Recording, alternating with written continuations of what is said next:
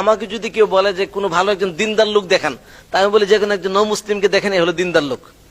প্রমাণ পরে সে শুধু দিনের জন্য, শুধু ইমানের জন্য, শুধু ইসলামের জন্য, সে আল্লাহকে রাজি করার জন্য সে নিজের বাবাকে ছেড়েছে, নিজের জন্ম দেওয়া মাকে ত্যাগ করেছে, নিজের আপন ভাইকে ত্যাগ করেছে, আপন বোনকে ত্যাগ করেছে, বাবার কাছ থেকে ওয়ারিশ পেত, সম্পদ পেত, যে সম্পদের মধ্যে নিজের ঘর করার সম্ভাবনা ছিল, যে ঘরের মধ্যে তার, যে জায়গার মধ্যে তার বাড়ি করার সম্ভাবনা ছিল, দুই চার কিছু জমি আবাদ করে খাওয়ার সম্ভাবনা ছিল, সে ওয়ারিশ, সে পাওয়ার যোগ্য ছিল, অধিকার ছিল, সে অধিকারটাও ত্যাগ করেছে শুধুমাত্র আল্লাহর জন্য, শুধুমাত্র দিনের জন্য।